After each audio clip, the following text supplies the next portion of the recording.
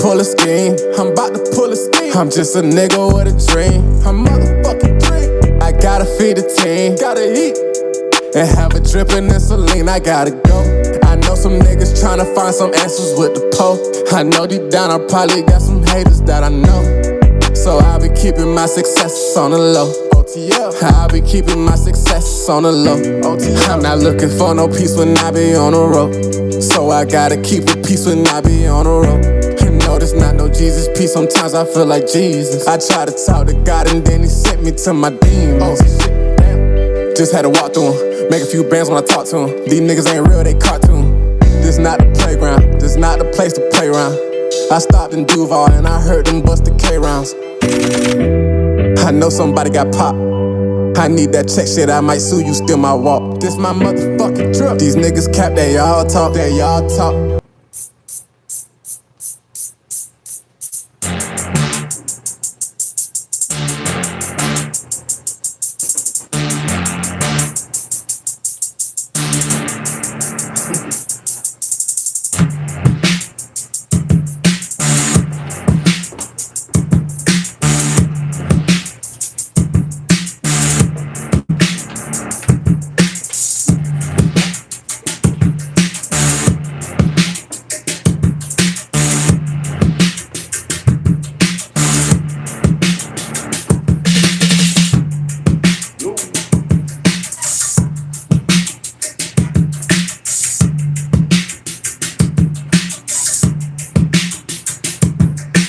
Pepsi. I want my money. No, I feel you. Yeah, look real. And what's good, what's good, what's good? Y'all don't know this is your boy Q5, BigSmoke. And look up, we in Colorado Springs doing Colorado things, you dig? Hey, I'm up in the studio live, you know what I'm talking about? Doing what I do when I do what I do, you know what I'm saying? Up in the studio with my boy Lavae Reed. Hey, what's going on? Right now, Lavae Reed, the artist, soon to be the greatest artist of all time. I'm gonna say that right now. That's just how I feel about it. Pleasure to be here. Hey, look up. We about to turn up. We about to talk big on Talk Big Podcast.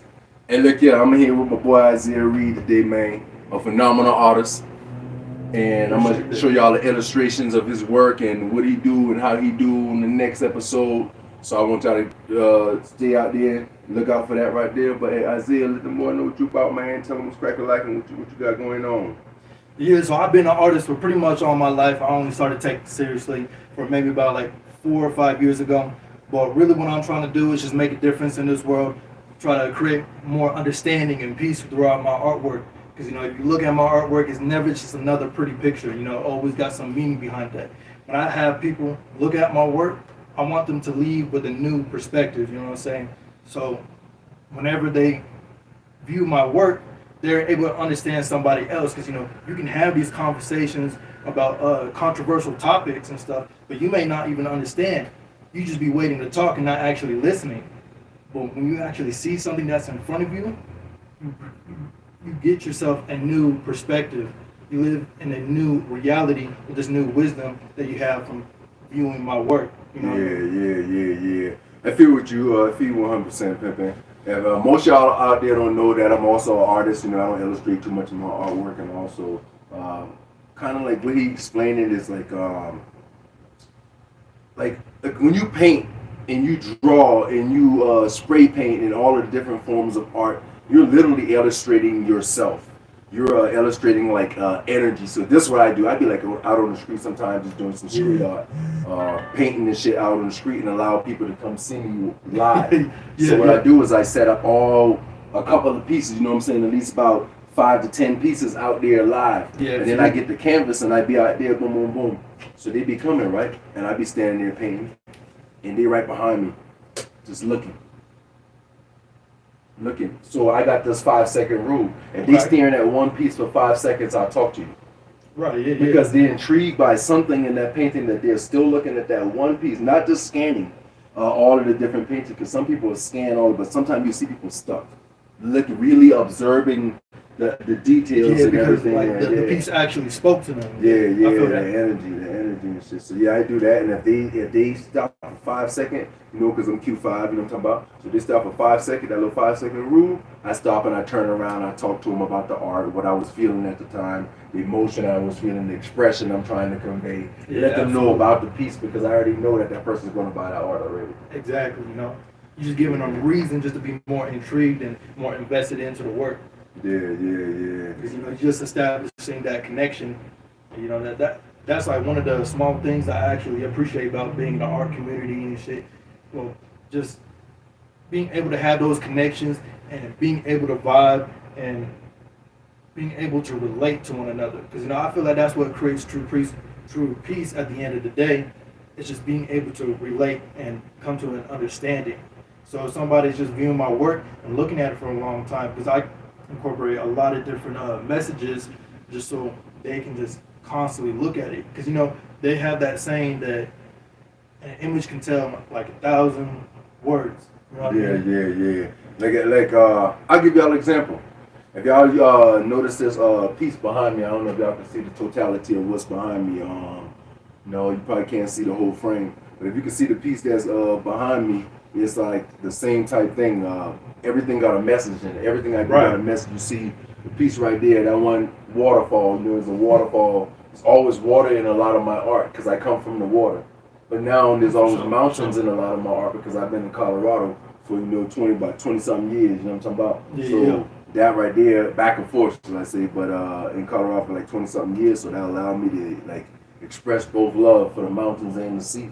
And if you know, like stuff like that right there, Fibonacci sequences and a lot of everything I do, you know, that's like my fastest with selling ones. Anything I put Fibonacci sequence in is going like that. Okay. Because what it is mathematical code written in the painting, and people drawn to it and don't even know why.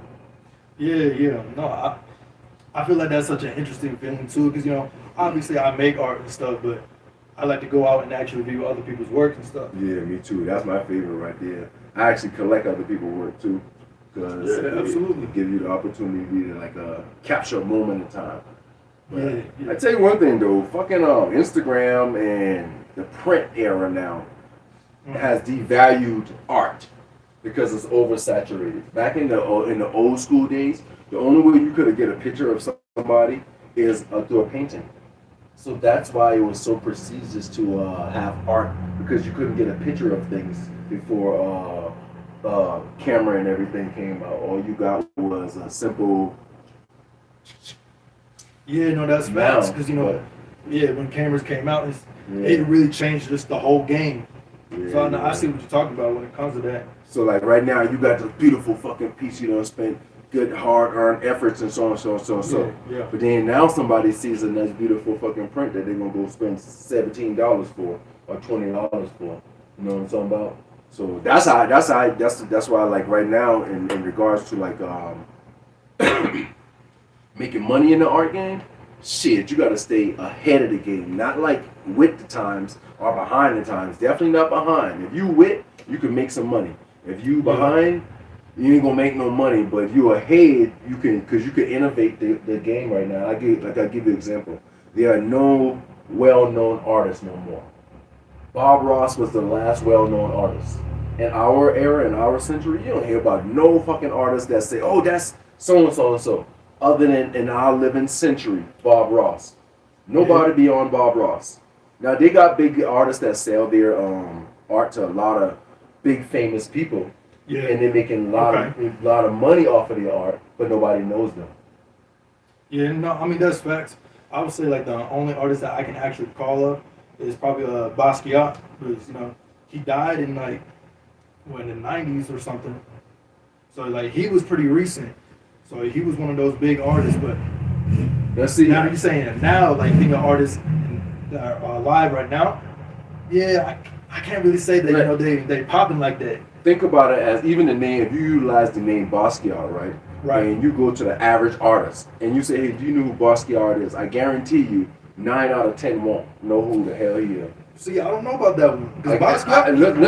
Listen. I say average artist. I ain't say somebody who study art. You might study that, and that might be your genre. The average person is in their house just painting. The average artist is, you know what I'm saying? The average artist is real cold. I meet a lot of cold artists that don't even have this stuff in galleries. You see what I'm saying? That never get to the gallery level. They don't get this stuff out there and stuff, but they code it with art and stuff like that. When you ask them that name, the average person just won't know who that is. That's just a fact. See, I'm deep into art and I don't know who that is. You don't know who Basquiat is? Because he ain't famous. If you ain't Bob Ross, nobody don't know you. No, my son is 22 years old. 23 years old, about to turn 24 years old. If I ask my son right now, who's Bob Ross? I guarantee you he know who Bob Ross is. But if I ask him who's Basquiat, see, when your name transcends through generations, that's what I'm talking about. Through generation transcending. Like, I'll give you an example. Like, they got that, the nigga that can't paint at all, but his name's Picasso. Yeah, Picasso. Everybody know who Picasso is. We don't know what he looked like, but we know his name. Right. You know what I'm saying? It transcends through generations where everybody know the name. No matter who you say the name Picasso to, everybody familiar with that name. You know what I'm saying? Yeah, no, I just feel like you are just an unfortunate soul that's not educated on Basquiat. No, you just have to be educated on shit. It ain't got nothing to do with me. That's reality. You can listen. I want you to do this check when you leave here. All right. When you leave here, the first 5 people you run into, I want to be random people. Ask them, hey, do you know who this artist is? Any 5 random people. You got to remember, this is a big, huge, wide world with a lot of social media, and everybody's not into art as passionate as you are. Most artists are not even into other artists. Like, I'll give you an example. You are one of the coldest artists in this motherfucking city. Like, I know a lot of people because I've been doing this for 20 years in this city. You see what I'm saying? Every gallery up and down this whole drive right here, art done been in all of that stuff, all the way down to in Fort Collins, Denver, everywhere. I mean, if you say that name, Quentin Jermaine, you know what I'm saying? If you say Quentin, everybody gonna relate that first. Their first thought to me is art, and the second one is always gonna be related to music. You see what I'm saying? But always art first. Right. You see what I'm saying? Well, that's what I'm telling you. I know a lot of cold artists, and you like one of the coldest artists inside this city. You know Thomas Blackshear? No. See? Like, how the fuck could you not know of Thomas Blackshear? All right. You see what I'm talking about? Like, you know how I learned about Thomas Blackshear? How? I going way back to the island. I see this piece of art on my auntie's table. I'm sitting there studying this motherfucker like, God damn, this shit is cold. You know, because he do statue figurines. And I'm like, this is the coldest fucking, because he do all black art. You know what I'm saying? I'm like, damn, this shit is cold. 2 years later, I'm back in Colorado. My with my good friend Tawana Nicole. I'm in Tawana Nicole talking. You know what I'm saying? Whatever. She's like, I'm gonna put you on to my guy. I go to church with his brother. His name is Thomas Blackshear. I said, and this was years ago. Thomas Blackshear. So I look him up. Oh shit, that's him. I see his art everywhere. Yeah, so just familiar with the artwork, but just not the artist himself. The artist himself. That's what happens with artists. Right, okay. We familiar with the artwork, but like, I give you an example. Remember the footprints in the sand? The Jesus one with the carrier? Who's the artist? I couldn't tell you. I couldn't tell you either. You see what I'm saying? And that's what's happening right now. The art is outgrowing the artist. So right now, like I say, if you utilize the techniques of the new generation, now you can attach your name in your face permanently to the art. You know what I'm saying? Like, I'll give you an example. Matter of fact, I'm going to give you something that I'm going to even challenge you to start doing as you do. Put your face in your art, if you can. Art, and from now on, every art piece that you ever do, so you know it's an authentic piece by Lavae. You see what I'm saying? If y'all don't know, new tag name coming soon. Yeah, it's coming soon. New tag name coming soon. Lavae. You dig? And only one. If y'all hear that name, this is the original right one here. And only. This is the original. So you know what I'm saying? You draw a little every time, because you do big pieces, so just put a little square and put only your face in that square right there. Yeah, and a little trademark. And trademark your art. Nobody else is doing it right now. Not another fucking artist in this world is doing it right now. That way, every time you sell your piece, you're there always, constantly, because the artist is constantly being lost, and then your signature right there with your face. The artists are constantly being lost in the sauce with the art. You know what I'm talking about? Yeah. And then right now we got digital art era, and you can make digital art at the drop of a dime. Yeah, you know what I'm saying? You get on there, boom. So it's so much competition in regards to.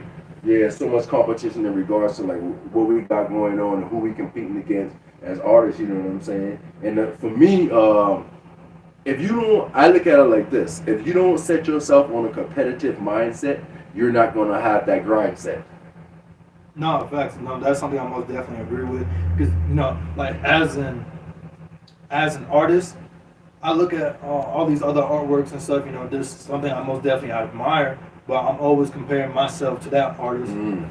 Because my goal is to be one of the greatest to ever do it. The greatest of all time. So like as you mentioned before, like with Picasso or Vincent Van Gogh, just like those names that transcends time. That's what I'm trying to be. That's what I'm trying to get to. So I'm looking at all these other artists like, cool, I like your artwork. This is what I like about it. Now I'm comparing that to my work and see how I can reach that next level. Yeah. Yeah, I definitely feel you in there like 100%. Cause like my goal, I used to have that goal, greatest of all time. I wanted a GOAT for my century. Because Bob Ross kind of got GOAT in my eyes, because that's who started me with everything. You know what I mean? For the century, because I know you can go to anybody and say, do you know Bob Ross? And I guarantee they're gonna say, yeah. The white man with the afro. That is he's so trademarked. You know what I'm saying? Absolutely. I used to have that goal, but I realized there's only one way I can obtain that goal now in this era. So you have to get to a bag first. For my goal, I have to get to a nice big bag, and then I gotta blow the bag. Not all of the bag, but I gotta blow half the bag or a good portion of the bag before I die, because I want to do megalithic. Okay. Yeah. When I say megalithic, meaning that there's only one thing I know that ain't gonna. That's when all of this shit perish, all of the houses and buildings gone. That stone's still gonna be there. Stone is still going to be there, so I want to put me a piece in stone. Big as I can get it. As big as I can afford to build, but whatever I design and do, it's in stone.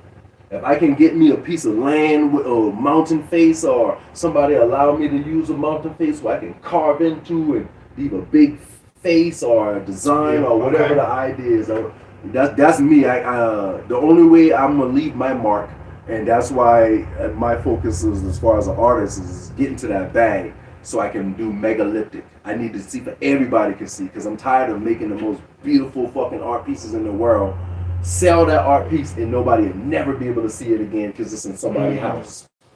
And then when these work enter into other people's houses, the average law is people only let about 5 to 10 people in their house, period. I think that's most definitely interesting because from what I learned, Picasso, he made over like 50,000 art pieces. But you know how many we actually know of? Yeah, maybe only a handful. Yeah, maybe only a handful, maybe 5 to 10. And he made 50,000. So it was like, at that time period, it was more like a numbers game. Yeah, and let me tell you something. As y'all know, everybody see the Picasso piece. He paint like a kindergartner. On shrooms. If y'all study history and a little bit of about these people's lives and stuff like that, Picasso became famous because who he was connected to. The man knew the right people, politicians, people with big money, very influential people of those times. Because let me tell you what makes an artist is the fucked up part. That's why I'm going megalithic, so I don't have to sell art that I built. And this is what makes the artist as far as prestige. The person who buy the art. Because right now, your art code is shit. My art code is shit. Right now, if somebody come in this place right now and buy an art piece from you for $1 million, buy an art piece from me for $1 million, all of a sudden, that same art piece is worth $1 million now. Because of the value that person just decided to pay. Say, I'm going to go get this. I paid $1 million for it. Now I'm going to go get it appraised for $1 million, and now that you pay, you got a receipt to show I paid $1 million, and now it's appraised for $1 million. Now it's automatically valued at how much? $1 million. Yeah, over $1 million. People create the prestige of the artist. That's an unfair fucking thing. Because I give you an example. Say you know a whole bunch of celebrities, right? And you know a bunch of. I'm fortunate to know a good bit. But say you know a whole bunch of celebrities, and then all of a sudden the celebrities start buying your art like how Jay-Z do. Jay-Z got this. He buy art, and then he shout out the artist. You see what I'm saying? And so now that start putting the artist's name on, and other big guys, when money was like, oh, Jay-Z got this art piece by this guy, so I want a piece just because Jay-Z got a piece. Oh, he spent $500,000, I want to stunt too. Now he goes spend $500,000, break bread with that same artist. And now you done sold 6 pieces of high value. Now all of a sudden you're this high, super prestigious artist now, and your shit is valued at this much. That's what creates your prestige. Who bought your art? That's all it is. Who bought your art creates the prestige of the artist. And that's some fucked up shit. So, you know what I mean? You can't tell me I ain't the shit in the toilet. You dig? So I ain't let nobody go and determine my prestige as an artist anymore in regards to how my work is presented. So I said I'm going to pause for the cause. I'm going to get to the bag, run up a fucking couple of mil or two. You know what I'm saying? And then just take that and take what I do before I die, and I'm going to build fucking megalithic. And when I go on, I want that bitch to be here 1,000 years from now. See, I feel like I'm taking a different approach with my artwork and stuff because, you know, you can see this throughout social media or even on the news. It's all about drama and controversy. Man, your shit is off the chain. Yeah, I so love like, your shit, bro. When it comes to my artwork, that's kind of like the path that I'm going through is, in a way to get famous, is going through something controversial. Because I have an art piece called The Sex Workers Tirade. Right? Mm-hmm. And that art piece is meant to just spark the conversation as to if sex work is considered real work. Now, I posted that on Facebook, and that shit just blew up, especially in the comment section, because you know you got everybody arguing back and forth. So it did what it was supposed to do, spark that conversation. Yeah. So when I look at it with my art journey, going through this path, I feel like I could reach that level of fame and be able to price my artwork at what I want to, just because of all this attention that is growing just because of